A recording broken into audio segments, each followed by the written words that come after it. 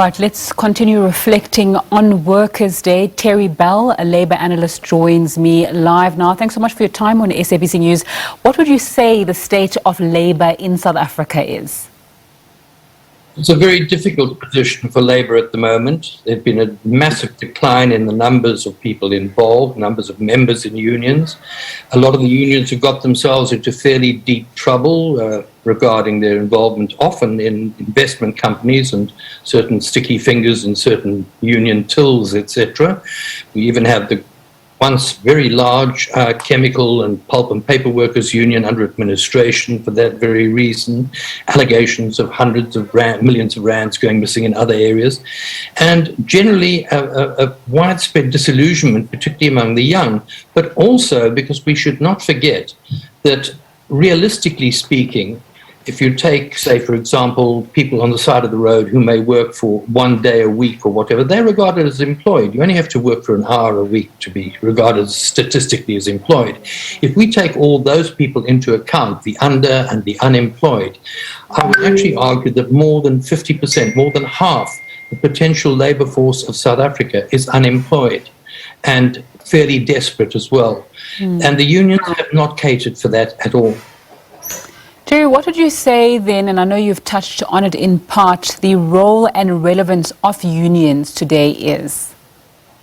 I think the role, not of unions per se, but of worker organisation, whether they're in unions or some sort of collectives or whatever, is more important now than ever. Because we face the 21st century, times they are a-changing, as I think Bob Dylan once said. Well, they've changed, and they're changing even more rapidly because we have machine learning, as I keep mentioning, automation, driven by artificial intelligence, which actually does threaten to make most people who have to sell their labour in order to survive quite redundant under the present system. Now, unions need to begin to cater for that. They also need to cater for what is known broadly as the gig economy. This perilous work, the idea of part-time work, the idea that you don't know whether you're going to get a job for an hour or 2 days or a week or whatever. Uber drivers, people in all sorts of sectors who are working in that way. It's happened very, very widely in places, more industrial areas such as Britain and Europe generally and the United States. But it's happening here as well, and it's going to happen more and more. Once we get, for example, the self-drive cars and self-drive trucks, then you will have a whole lot of people thrown out of work yet again. We have a situation here because of COVID where we had roughly 1.5 million workers in the hospitality industry. 500,000 of them have lost their jobs. Now, in South Africa, as we know, each worker probably supports 8 to 10 dependents. That means 5 million people without an income. It's tragic. It's shocking.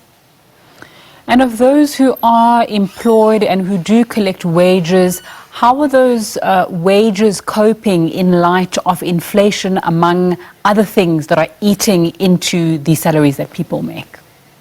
Well, that's really tragic because the point is wages have not kept pace. There has been economic growth. The economic growth has gone, again, it's made the rich richer, but the poor have become more, there are more poor now, and wages have not kept up with inflation. Everyone keeps measuring inflation by the official CPI figure.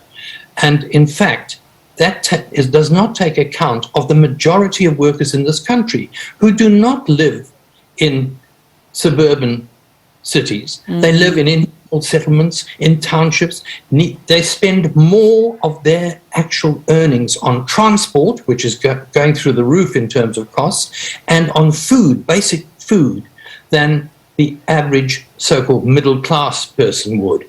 So the point is they are becoming more and more impoverished, and we have a situation where we have more than just impoverishment. We have the destruction of humanity. We have children.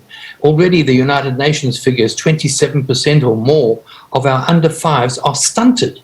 I mean, we are destroying human potential at an incredible rate. And this is something that organized labor now needs to address and try and push the politicians, not get involved with the politicians, or for goodness sake, like Julius Malema and the EFF, start yet another union linked to a political party. It's the last thing we need.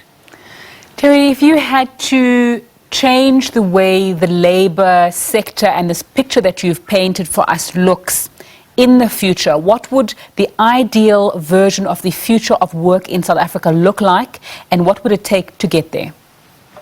Well, it would require education and unity of the workers, but not this fragmentation of 200-odd registered unions and, well, 3 basic federations as they stand at the moment, 4, COSATU, SAFTU, FEDUSA and NACTU, 4 of them, coming together and agreeing on a basic program. Now, we all have a basic program in this country, perhaps the best ever drafted program, and that's our Bill of Rights. We can come together on the basis of the Bill of Rights and say, right, workers organize as workers, and that means those who are working or are unemployed. People all live in the same communities, for example. Organize together, discuss together, decide on who and what sort of political direction they would like. If it's a political party, you tell them what to do, and you throw them out if they don't do what you tell them to do, because you become the majority. That's what I would like to see in the future. I would like to see a citizens' coalition, and I believe that the unions or organized labor could form the core of that, of bringing together citizens as citizens and saying, look, despite our differences in religion, etc., let us now decide to really implement this Bill of Rights. And how do we go about it? Let's discuss the way forward. Let us not, for example, lower the rate of corporate tax when we have a situation where corporations in this country have made huge profits, and where we have Sibanye-Stillwater arguing with the miners in Num and Amku about the 1,000 rand they want, when their CEO is paid 300 million rand for a year. I mean, it's insane. We also have the largest cabinet on earth, 63 ministers and deputy ministers, paid very high salaries, and DGs and directors, etc., who also are very highly paid. The majority of public sector workers are not very highly paid. So a very long way to go. As we wrap up, as a worker, if you are looking at those solutions you've proposed, they're not going to come in the next 3 to 5 years at least, because it's things that appear to be systemic, and also the way that our economy is set up leads to the kind of inequalities that you've spoken about. Is there hope for our labour market and our labour sector and workers in South Africa that their material conditions will improve in the short term? Yes, I believe there is hope. I believe it's going to be extremely difficult. It's often going to be very, very messy.